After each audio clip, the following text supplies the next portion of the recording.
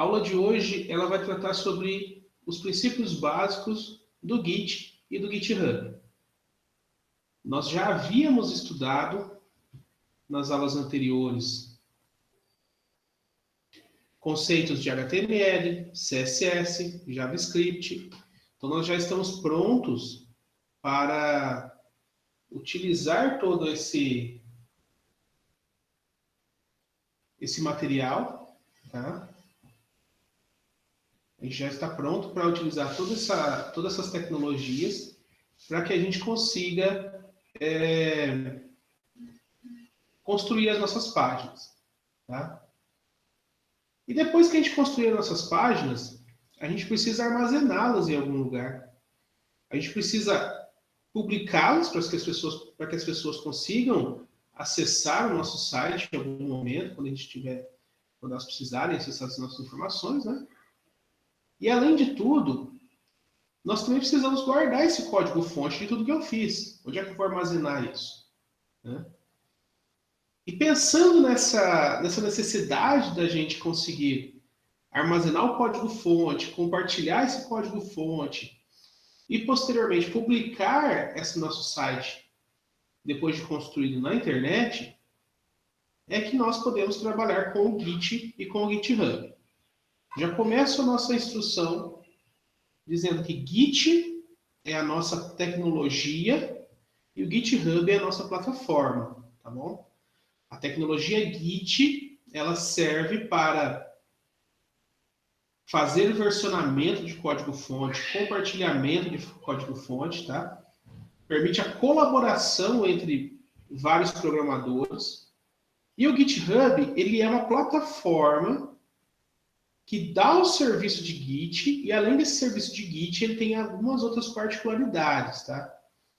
Existem outras alternativas, existe o GitLab, Bitbucket, entre outras ferramentas que servem também o protocolo Git, servem também para armazenar código-fonte.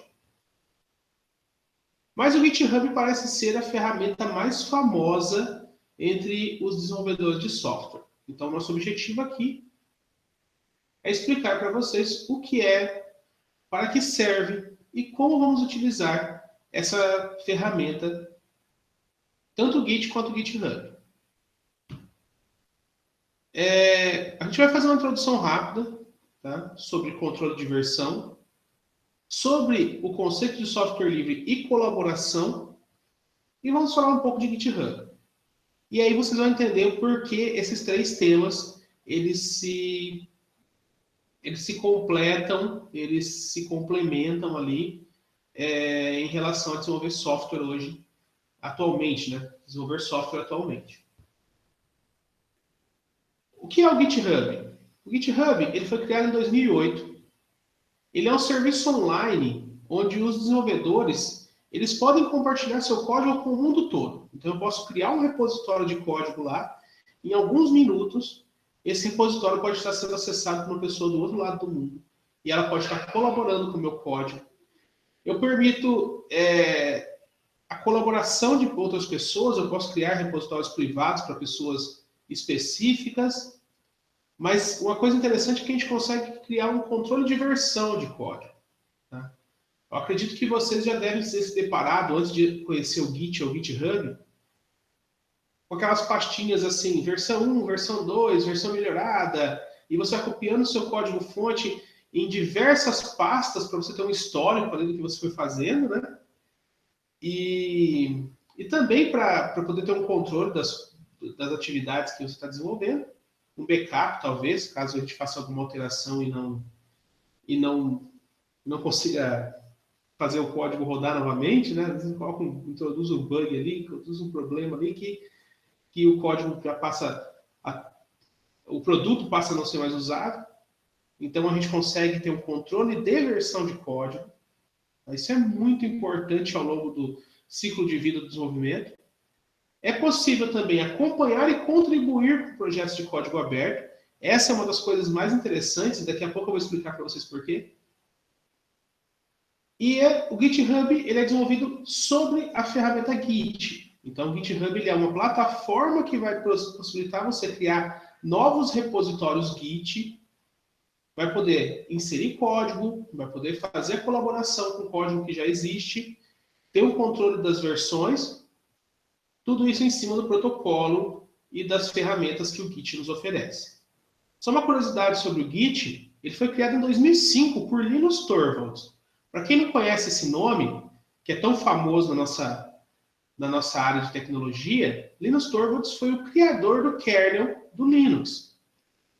E a história do surgimento do kernel ela é muito interessante, muito relacionada com esse processo de colaboração de software, porque o Linus desenvolveu lá, a partir de um certo momento na vida dele, ele desenvolveu o código-fonte do kernel do Linux, nem se chamava Linux na época, depois vocês dão uma pesquisada aí, mas tinha outros nomes, acabaram dando esse nome de Linux. E esse código-fonte ele foi disponibilizado numa intranet da universidade, ou em umas páginas de FTP da universidade que ele trabalhava, que ele estudava, se não me engano. E a partir daí as pessoas começaram a colaborar com esse código-fonte, fazendo ele crescer, fazendo melhorias e tudo mais. E até hoje, o processo de construção do código-fonte e do kernel do Linux, das novas versões do Linux, né, elas são baseadas nesse processo de colaboração. Então, várias pessoas no mundo, elas inserem código novo no kernel. O Linus Torvalds, até um tempo atrás, ele tinha saído desse processo aí, teve alguns problemas, depois ele acabou voltando, se eu não me engano. Então, hoje ele ainda continua sendo mantenedor do kernel. Então, passa essas alterações por ele vai aceitando ou não, né? E o Git, a construção do Git, ela tem muito a ver, muita relação com essa necessidade, com essa realidade que o Linus Torvalds ele vivenciava. Porque ele precisava gerenciar o código-fonte do Linux de uma maneira mais fácil. Quais alternativas ele tinha naquele momento? Ele tinha o SVN e o CVS. Tinha algumas outras alterações. Tá, ele podia também mandar por e-mail para alguém o código, mas isso está fora de cogitação, né? Então, através do CVS ou do SVN, que eram as ferramentas de controle de versão na época, ele conseguia fazer o gerenciamento das versões. Só que ainda não era o suficiente para atender às necessidades que ele tinha. Qual que era a característica que ele tinha naquele momento? Ele tinha um código-fonte que o mundo todo poderia contribuir, então qualquer pessoa poderia escrever um código ali e oferecer uma melhoria ao kernel. Então ele precisava ter controle de quem enviou, como enviou esse código, como que ele seria distribuído dentro da rede de pessoas relacionadas ao código-fonte. Então, a partir de tudo isso, ele criou, em 2005, o Git. Uma curiosidade, ele estava fazendo uma viagem de avião quando ele escreveu a primeira versão do Git. Né? É uma coisa bem, vamos dizer, bem dos filmes mesmo, né? Aquela história assim, vou criar o código aqui, não estou feliz com ele, vou criar um código novo. Mas é mais ou menos isso que o pessoal mais antigo do código-fonte do Linux e do software livre, eles têm essas histórias, né? Essas histórias motivacionais para quem quer entrar nessa área de colaboração de código, que não estava feliz com tal ferramenta, então vou lá e vou criar uma ferramenta nova. Ele cria lá e vão melhorando, as pessoas vão colaborando. E é bem por aí mesmo, tá, pessoal? A ideia justamente é essa, tá? É colaboração. Então, a partir desse código-fonte do Git, a partir desse serviço do Git, o GitHub foi criado e a partir dessa plataforma, que hoje ela foi comprada pela Microsoft, mas ela até então é uma empresa independente, ela contribui, acho que praticamente pela maioria dos repositórios que existem no mundo de código-fonte livre. Tá? Quando a gente fala de software livre, pessoal, a gente fala muito de... Você imagina o seguinte, vou fazer meu software, vou liberar lá e como que funciona essa história? Bom, eu convido a vocês a estudarem um pouco mais sobre isso, tá? Nós não vamos entrar em detalhes sobre isso nessa aula, mas grande parte do que a gente usa hoje existe porque a gente tem software livre. O sistema operacional Android, por exemplo, é baseado em Linux e mais um calhamaço de tecnologias que são baseadas em software livre. Então, a comunidade desenvolveu e a comunidade está usando. Tá? A maioria dos frameworks de JavaScript, das ferramentas que a gente usa em JavaScript, estão todas no GitHub ou em alguma plataforma equivalente. Tá? O NPM, que é o gerenciador de pacotes do JavaScript, do Node, ele é totalmente baseado nesse tipo de repositório. Né?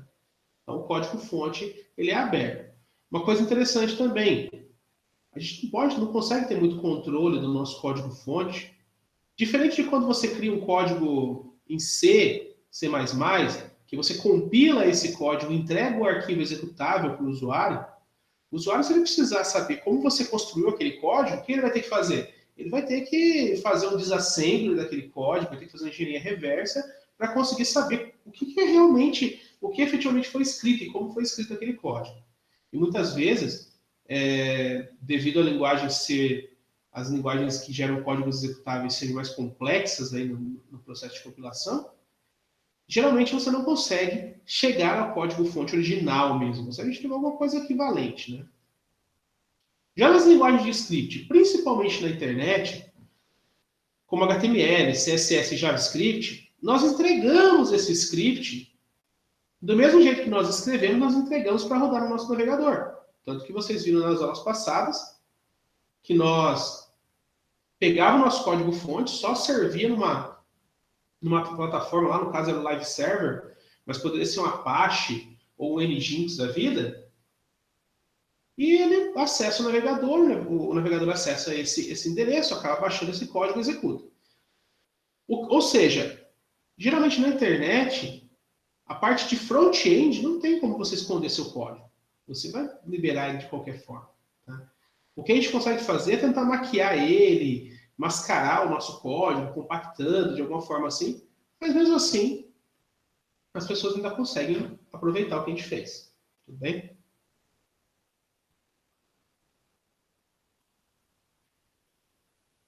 E para que serve o GitHub? Então, além da gente hospedar o código-fonte, a gente pode também ter um controle de versão, desenvolvimento colaborativo. Hoje, a gente utiliza muito para portfólio dos desenvolvedores. Então, existem empresas que pedem no currículo ou na inscrição para vaga de emprego o seu portfólio lá no GitHub. Então, você fala assim, qual é o seu endereço, o seu usuário do GitHub? Então, a pessoa vai lá e olha o seu código-fonte, vê quais projetos você colabora, vê o que você vem criando e já de cara já tem acesso ao seu código, já vê a qualidade do código que você escreve, tá?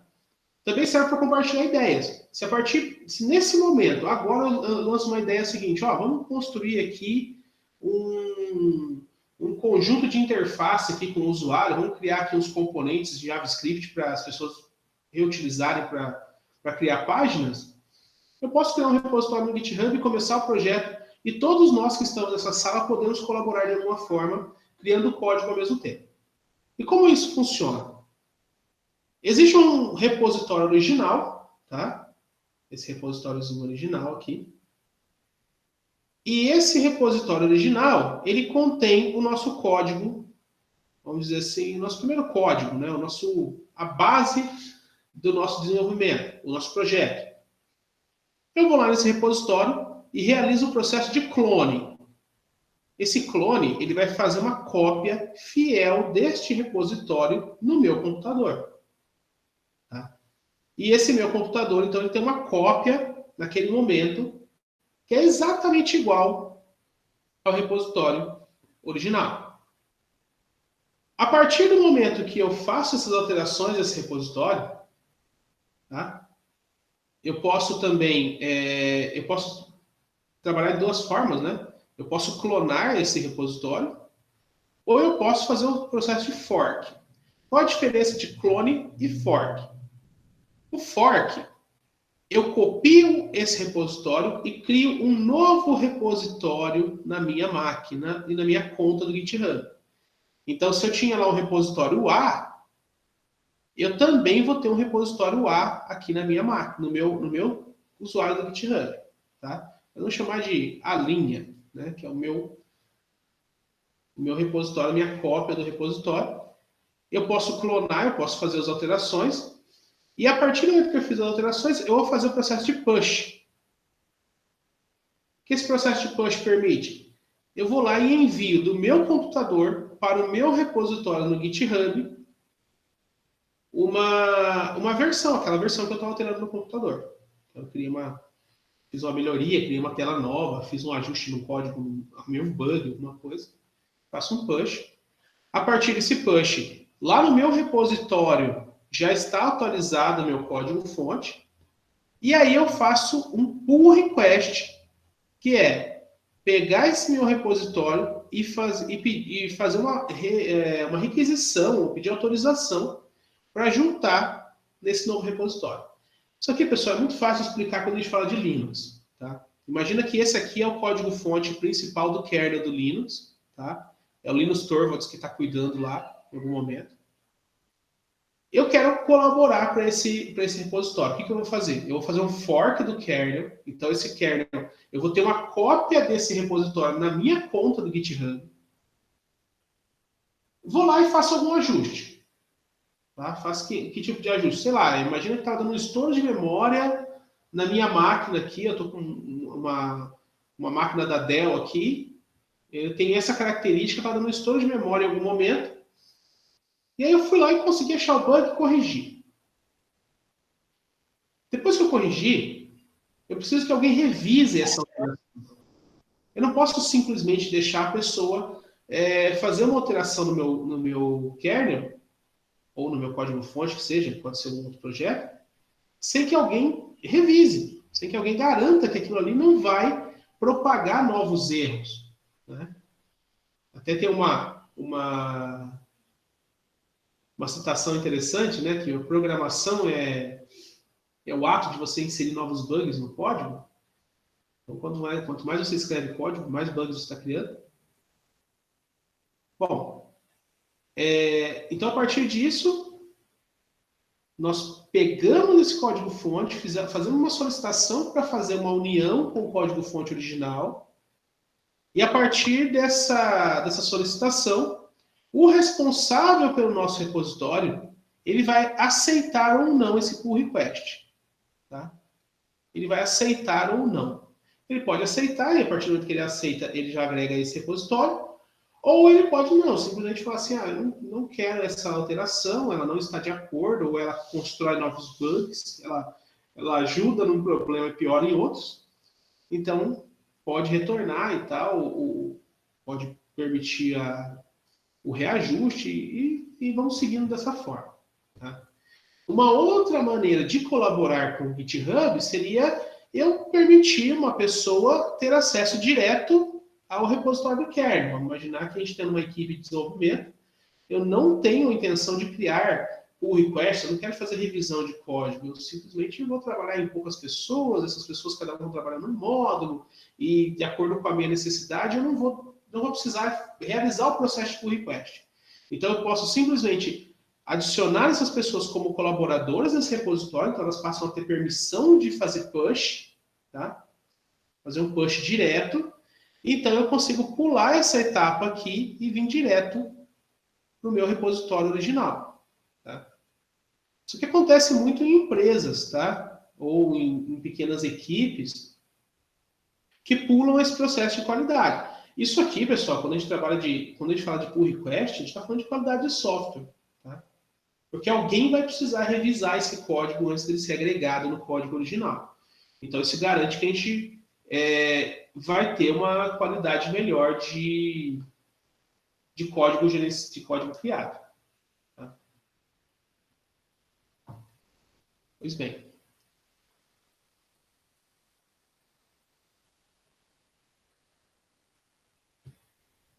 E como que a gente usa o GitHub?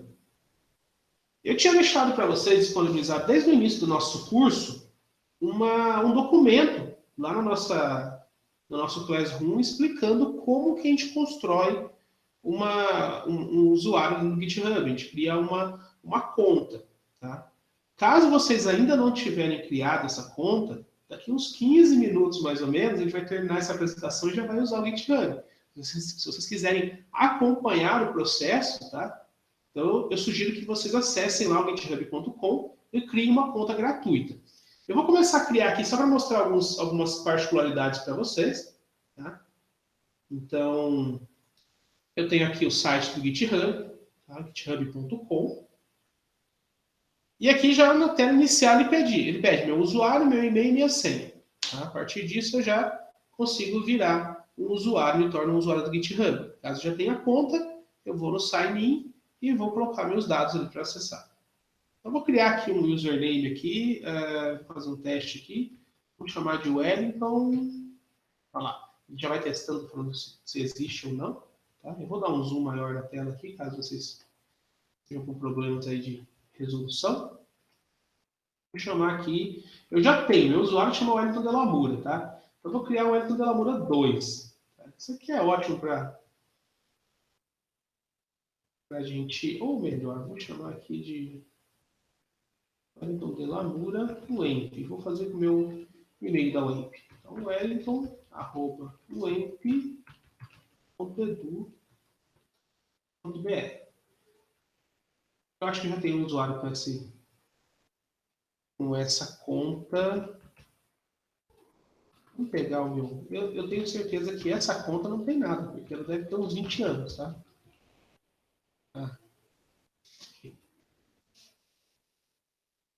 Vamos só ver se Delamura existe. Ah, não, tá tranquilo.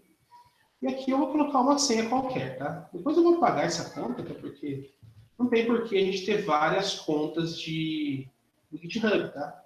Nós podemos ter quantos repositórios a gente quiser nossa conta do GitHub. Então não tem por que você ter vários usuários, tá? A não ser que você tenha um usuário para trabalhar na universidade, um usuário para trabalhar em projetos pessoais, um usuário para uma certa sua empresa e coisas assim. Tá? Mas ainda dá para a gente fazer algumas particularidades dentro do GitHub. Tá?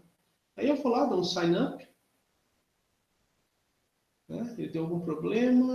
Ah, ele falou que a minha senha é muito fácil. Né? Então vamos lá de novo. Né?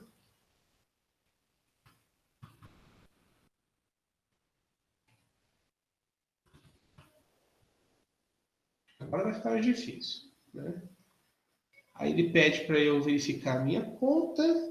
Esse aqui é um CAPTCHA que eu acho muito interessante, que eu tenho que deixar o bichinho em pé ali. Ó. É mais interessante do que verificar se eu não sou um robô. Ah, legal. E vou criar a minha conta. Tá? Perfeito. Aí ele faz uma pequena survey aqui, perguntando o que eu sou, o que eu faço, o que eu faço da vida. Tá? Eu já recebi também um e-mail aqui pedindo para verificar a minha conta. Tá? Isso é muito importante. Vocês já criem a conta de vocês e já vão lá e verifiquem o seu endereço, tá? Porque senão vocês vão perder, podem ter instabilidade no processo. Eu recomendo que vocês já terminado aqui, vocês já confirmem a conta de vocês, tá? Então, a partir daqui, eu peço que vocês façam, quem não tem conta ainda no GitHub, por favor, crie. Tá? E aí a gente vai, daqui a pouco, criar um repositório e explorar melhor a ferramenta. Tá? Enquanto isso, a gente vai ver alguns comandos do Git agora. Muito bem. Vamos começar agora, então, com Git e GitHub. É uma coisa interessante aqui, é que eu vou falar para vocês de alguns comandos, de alguns conceitos que a gente faz em linha de comando mesmo. Tá? Vocês podem abrir o terminal. Para quem estiver usando Linux aí, já deve ter instalado o Git também. Quem está usando Windows pode seguir aquele tutorial que a gente disponibilizou. Mas, em geral, quando a gente entende os comandos básicos do Git, a gente não tem problema algum de usar uma ferramenta gráfica. Tá? Absolutamente, eu não sou contra o uso de ferramentas gráficas, até porque elas conseguem agilizar a nossa vida e a gente não perde muito tempo decorando comandos complexos e resolvendo coisas por linha de comando.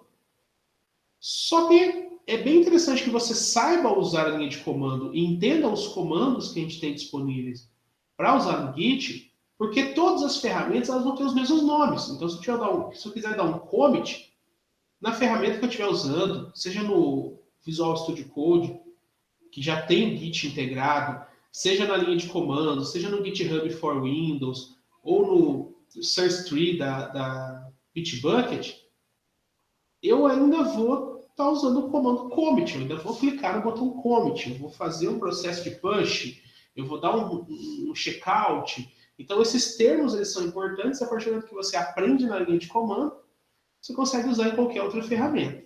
Tá? Vamos lá. Quais são os fundamentos dos comandos do Git? Primeira coisa que a gente faz, o Git clone.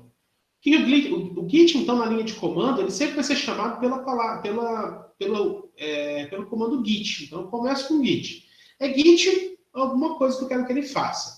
Então, se eu quero que ele clone o meu repositório, eu dou um Git clone e dou o caminho desse repositório. Se eu estou utilizando o GitHub, o meu caminho vai ser muito parecido com esse aqui, ó. https://github.com/ o meu nome de usuário, né, que eu coloquei lá no caso quando eu cadastrei Delamura, o nome do meu repositório.git. Então vai ter esse formato aqui de URL para eu fazer o clone. Não se preocupem em criar uma pasta para armazenar o seu código-fonte, esse repositório, porque ele vai acabar criando uma pasta com o nome do seu repositório. Tá? Então, se chama repo.git, ele vai criar uma pasta chamada repo e vai deixar o seu código-fonte lá dentro. É importante que vocês se atentem na hora que vocês estiverem construindo uma pasta para armazenar o código-fonte de vocês. Eu recomendo que vocês deixem uma pasta no computador já disponível para isso, uma pasta específica para armazenar os seus projetos, tá? Para você não sair espalhando por todo o diretório do computador, para todo o seu sistema de arquivos, e aí você perde o controle. Tá? Então, eu, por exemplo, eu tenho lá dentro dos meus documentos uma pasta chamada Projects, e lá dentro eu faço todos os meus clones, tá? Então aí vai ter uma pastinha para cada coisa, tá? Tudo separado dependendo do contexto que eu estou utilizando. Mas, em geral, o seu código-fonte não vai ficar solto ali quando você der esse comando. Ele vai jogar numa pasta com o nome do repositório, tá bom?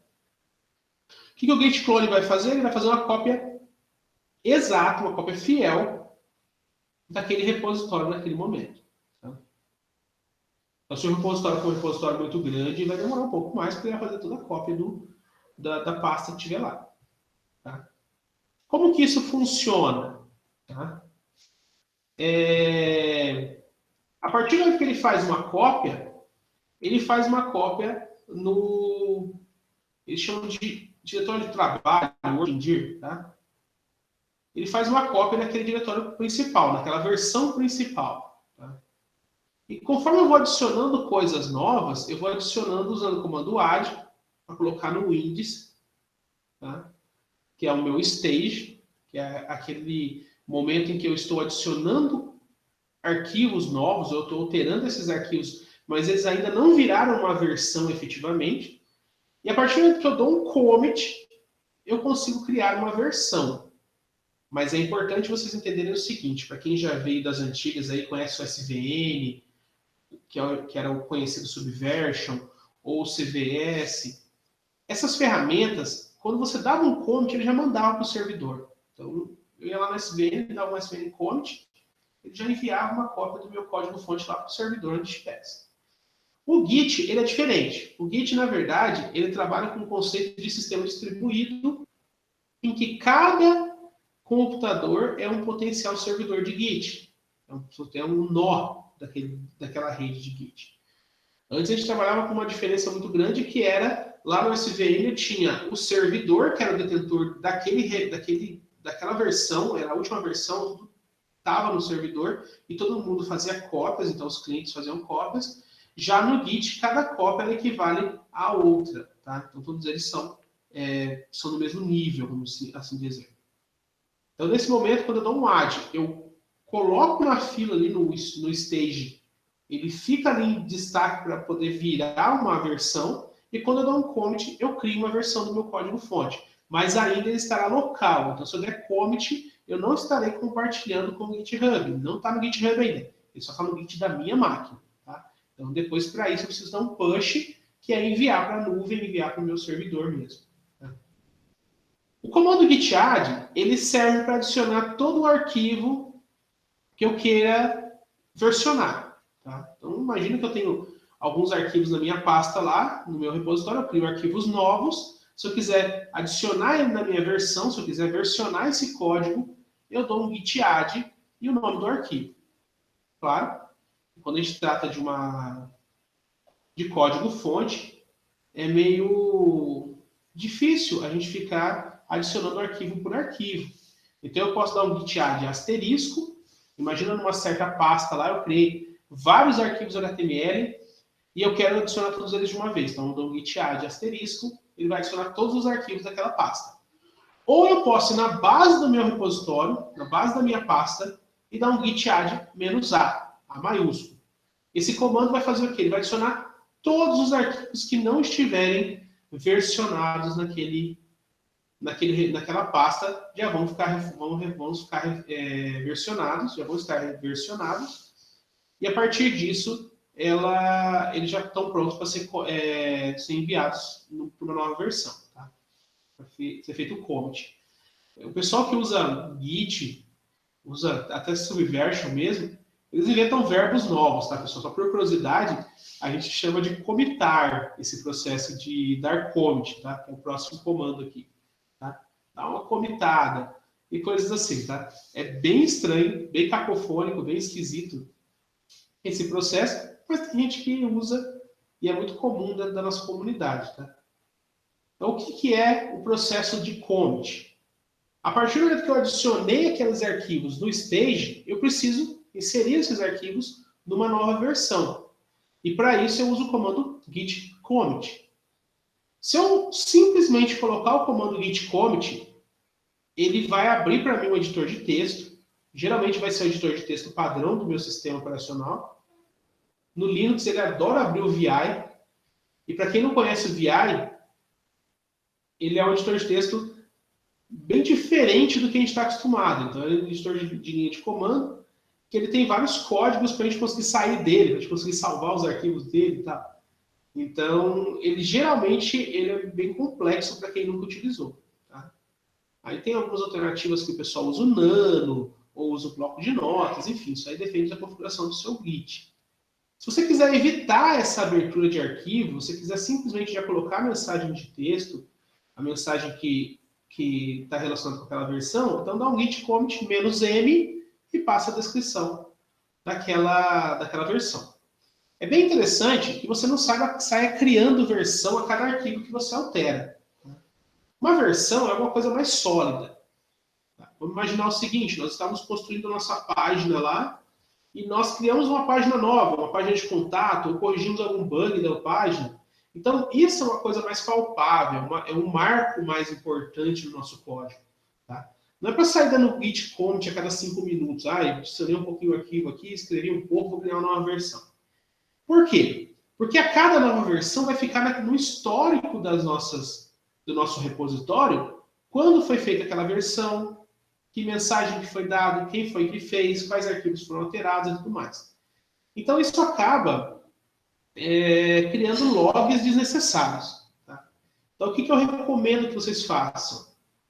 Termina aquela funcionalidade, estou pensando aqui em fazer vou fazer um cadastro de CPF. Né? Na semana que vem a gente vai trabalhar bastante com isso, usando os requisitos que o professor Thiago disponibilizou na quarta-feira, né? Então, eu vou cadastrar um usuário, então eu vou criar lá um acesso ao banco de dados. Então, eu posso criar um commit falando, essa versão do repositório já tem acesso ao banco de dados. Essa versão do repositório já armazena os arquivos do usuário. Essa versão do repositório corrige um bug que foi identificado no cadastro de usuários. Tá? Então, não vamos sair por aí criando versões a esmo. Tá? Então, git commit -m e vai colocar a mensagem. E outra coisa interessante, quando a gente trabalha com um ambiente colaborativo, é muito importante que você coloque mensagens e descrições do que foi realmente feito. Tá? porque isso vai facilitar a identificação no futuro. Existem empresas que até fazem a ligação dessa mensagem com um certo bug ou com um certo chamado, um ticket lá no processo. Então, imagina que nós temos lá um backlog para gerar aquele código, né, naquela versão do código. Então, eu posso colocar aqui na mensagem qual era a funcionalidade que foi criada, tá, nesse commit, ou qual bug foi resolvido, né?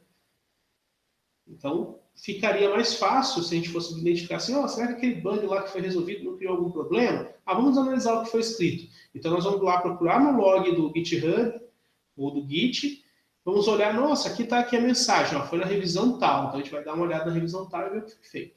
Então, é uma descrição que pode ajudar no processo de correção de bugs e de rastreabilidade do código mesmo. A partir do commit, nós criamos no repositório local uma nova versão.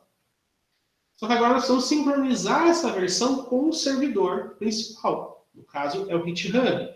Então, se eu quiser mandar esse código depois de um commit, detalhe importante, nós podemos dar vários git add, para adicionar vários arquivos, e criar um commit.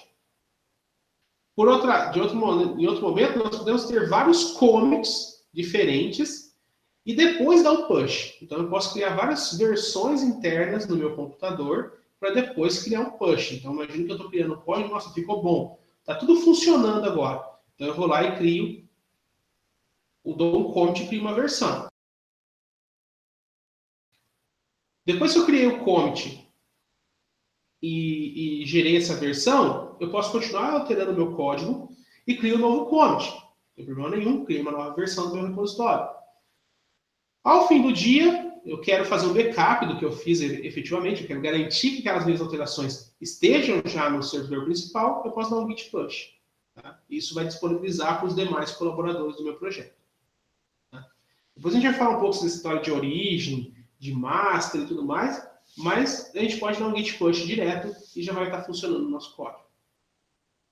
Funcionando, está feito a nossa versão, né? Então, são 4 comandos, vamos dizer, que são os mais importantes aí quando a gente fala de Git e GitHub, que é o Git clone, para eu clonar o meu repositório, o Git add, para eu adicionar os elementos no meu repositório, o Git commit, para eu criar uma nova versão, e o Git push, para eu conseguir mandar essa versão para o meu servidor principal, que é o GitHub, no caso. A partir desse momento, vocês já estão aptos, tá? A partir desse instante, vocês já estão aptos a usar o Git e o GitHub, tá? A gente vai um pouquinho mais longe agora, vamos fazer algumas outras particularidades, tá? A gente pode encontrar ali durante o uso do repositório. Imagina que eu estou lá fazendo meu repositório e um de vocês quer colaborar. Vocês foram lá e deram um git clone. Fizeram uma cópia do seu código. E aí, depois dessa cópia do código, vocês começam a trabalhar ali e dão um git commit, depois um git push. Pronto, construiu uma nova versão e já está no servidor. Como que eu vou fazer para ter acesso a esse repositório atualizado? Eu posso usar o git pull. O que o git pull vai fazer? Ele vai fazer uma cópia da versão mais atual do servidor para o meu computador. Então, ele atualiza, como se fosse um F5 ali, vamos dizer, do nosso código-fonte. Então, dá um git pull, ele atualiza o meu código. Nesse momento, é que pode dar alguns problemas, tá? Que eu vou tratar daqui a pouco, que é o processo de conflito. Mas, o git pull, então, ele é o 5º comando que vocês precisam aprender, precisam saber, para conseguir uma utilização correta do Git. Porque não tem viabilidade você dar um git clone todo momento que você precisa atualizar o seu código. Até porque você pode ter o seu código já atualizado, já alterado na sua máquina, tá? Desde que não seja a mesma linha de código, o mesmo arquivo, vocês conseguem trabalhar juntos com mais de um usuário. Tá? O que vai acontecer se tiver alguma alteração remota? Ó, vamos pensar nesse gráfico aqui. O master é aquela versão que ela está no Git, lá, aquela versão principal. Tá? Eu vou lá e faço uma cópia. E começo a trabalhar. Então, eu vou criando ali novos commits, tá? Não tem problema nenhum. Eu faço um commit 1, o commit 2 e faço o commit 3. Tá? Não tem problema nenhum. Está ali no meu computador ainda. Só que nesse momento, nesse tempo que eu estava fazendo meu trabalho, meu processo, foi havendo novas versões ali no meu Git. E além disso, na minha versão principal, alguém foi lá e fez um novo clone, fez uma nova cópia. Né? O cara foi lá e fez uma cópia nova. Ele está trabalhando nela. Quando eu terminar o meu trabalho, eu vou dar um git pull, um git push, perdão, vou dar um git push e vou criar essa versão nova.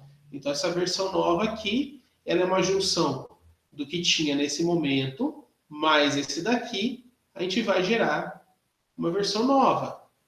Só que para o nosso camarada aqui de baixo, ele tem uma cópia só dessa versão aqui. Ó.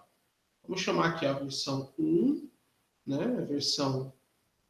Aqui a gente pode chamar de 1A, né? 1B e aí 1C. 1C.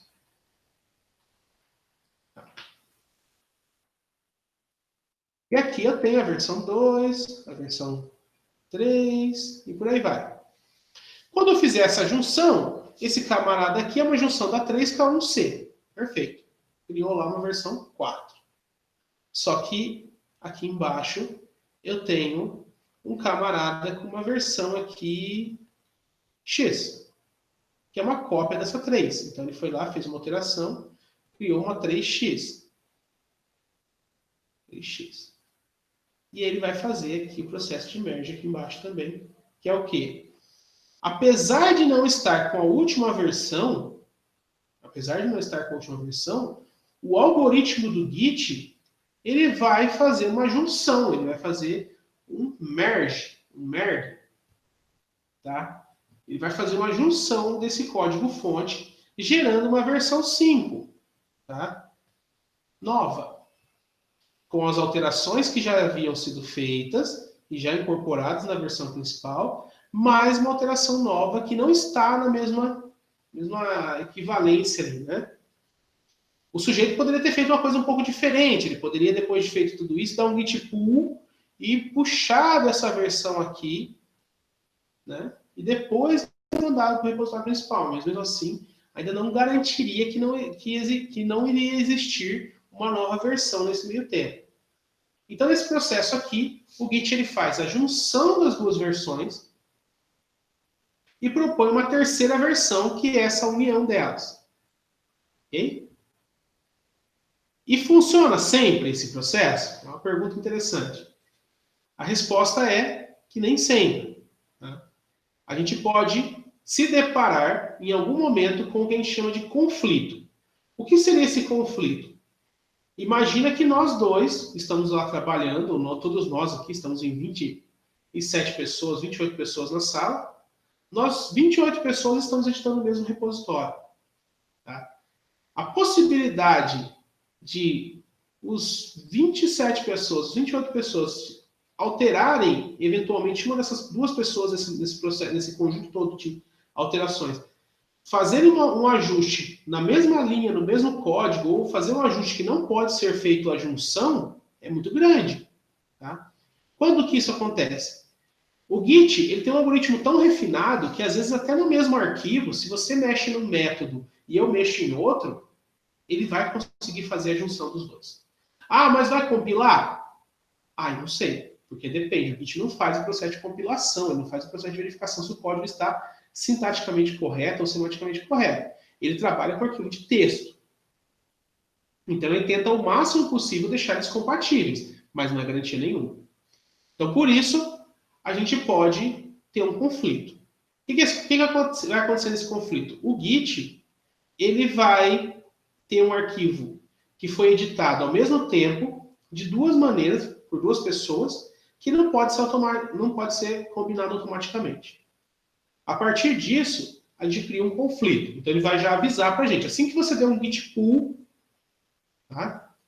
Assim que você der um git pull e baixa para sua máquina uma cópia daquele código-fonte, a gente acaba já avisando, ele já avisa, ó, tem um conflito nesse código, a gente não consegue alterar, e por isso você precisa verificar e editar esse conflito. A gente usa o comando git status, que ele vai listar os nossos problemas, e eu posso editar manualmente esse arquivo, encontrando as marcações. Então o Git vai fazer o quê? Ele vai inserir umas linhas indicando a versão daquele arquivo. Eu já mostro para vocês como isso funciona. E a partir dessas duas versões, então no mesmo arquivo ele vai ter um trecho de código que é do original, que veio lá do servidor, que é de uma outra pessoa, e o meu. Vai colocar um do lado do outro, eu vou ter que resolver esse conflito manualmente, tá? O Git não consegue resolver esse conflito de forma automática. Se ele conseguisse, ele nem dava um conflito, ele já fazia a junção e todo mundo ficava feliz no final do dia. Nesse caso, eu vou ter que abrir o arquivo, a partir do git status ele vai me falar quais arquivos estão com problema, e eu já vou resolver esses problemas. Claro que aqui nós estamos falando de linha de comando. Se eu estiver trabalhando com ferramentas mais avançadas, como o GitHub for Windows, ou até a ferramenta do VS Code, do Visual Studio Code, ele vai pintar para mim, vai mostrar, ó, essa linha aqui está diferente dessa, e o conflito deu nesse arquivo e tal. Então, existem ferramentas gráficas que vão facilitar muito a minha vida. Recomendo fortemente que vocês usem. Se vocês estiverem usando linha de comando, use o git status e conseguem editar o arquivo manualmente. Resolveu o problema, eu vou dar um git add para adicionar o arquivo, dou um commit, dou um push, normalmente. E aí consigo resolver esse conflito. Eu não consigo enviar código conflitante para o Git. Tá? O que vai acontecer? Quando eu estiver dando um pull, eu vou ser um push para enviar para o servidor, eu vou ser obrigado a dar um pull antes para ele verificar o conflito. Então, o conflito acontece na minha máquina, não acontece no servidor. Tá? E o que eu vou ter que fazer? Eu vou ter que resolver esse conflito para conseguir fazer uma nova versão, que agora vai ser aquela junção. Foi feito manualmente porque, de novo, o Git não tinha como decidir como vai fazer essa junção. Então, por isso, ele pede a minha ajuda, então ele vai lá dar um conflito e me avisa. E a partir disso, eu consigo criar uma terceira versão livre de conflitos. Tá bom? Para fazer um exercício depois, para ficar mais fácil de entender. Alguns outros comandos importantes. Imagine que você abriu o arquivo, fez uma edição, não gostou daquela edição, quer retornar para a versão original daquele arquivo. Por vários motivos. Imagina que eu fiz alguma alteração e gerei um bug novo ali e não consigo lembrar como é que eu desfaço essa alteração. Sei lá, foi uma alteração muito longa, foi demorar, eu fiquei muito tempo editando o arquivo, então meu Ctrl+Z já não volta mais, eu não sei mais qual é a diferença. Ou eu fui lá e apaguei um arquivo sem querer e não foi para a lixeira, eu preciso recuperar esse arquivo. Aonde ele está? E aí vem mais um motivo da gente usar o controle de versão. Está lá no servidor, está na versão original. Né? Então, como é que eu faço? Lembrando, esse arquivo só vai poder ser feito esse tipo de checkout se ele tiver já numa versão. A gente tem um arquivo que eu não dei commit, ainda não gerei uma versão nova dele, ele infelizmente está perdido, porque ele não é conhecido pelo Git. Mas a partir do momento que eu der um git add, dei um git commit, pronto, esse arquivo está versionado. Então, se eu der um git checkout, eu consigo desfazer as alterações daquele arquivo e voltar na sua versão original. Tá? E se eu quiser ver como foi o processo, ou quiser ver quem fez os commits e quais mensagens foram utilizadas, eu posso usar o git log e ele mostra para mim todo o log do meu repositório, com todas as alterações que eu precisar. Tá bom? Bom, pessoal, esse foi uma apresentação básica de como funciona o Git e o GitHub. Tá? Eu foquei muito mais no Git, até porque o GitHub ele é só uma plataforma para o Git, então ele permite que a gente use todos os comandos, todas as particularidades do Git. E lógico que o Git é muito mais complexo que isso. Por que o Git é muito mais complexo? Primeiro que foi o Linus Torvalds que construiu ele, então com certeza ele tem muitas funcionalidades. E segundo, porque na verdade o Git e o GitHub eles são ferramentas extremamente produtivas e com comandos para as mais variáveis coisas. Tá? Para vocês entenderem melhor, eu separei esses três links, tá? O primeiro é o laboratório do GitHub, em que eu consigo treinar e aprender sobre os elementos do Git, treinar ali né, passo a passo. O learningbranching.js.org é só para ensinar o processo de branching. Por quê? Porque criar cópias e braços desse código, criar versões concorrentes, é muito complicado às vezes dá um nó na cabeça. Então, nesse site aqui, você consegue ir fazendo, ele vai dando problemas, você vai dando os comandos e vai aprendendo como é que usa o Git. Não tem como estragar nada, tudo bem? E tem o try.github.io, que é mais um laboratório ali, só que um pouco mais profissional, um pouco mais prático, né? Dos comandos do Git, do GitHub. Então, vocês podem testar também usando esse link. Fora isso, pessoal, tem dezenas de vídeos, dezenas de tutoriais na internet, não centenas, explicando como funciona o Git e o GitHub. Preciso ir mais longe? Eu recomendo muito. Tá? Recomendo muito que vocês estudem esses links aí para a gente poder ficar mais afiados no uso da ferramenta. Vão precisar estudar isso para terminar a nossa disciplina, nosso curso? Não. Só o que vocês viram até agora é o suficiente para vocês concluírem o nosso curso de extensão. Então, a gente vai ser capaz de fazer todo o processo só com esses comandos que eu passei para vocês.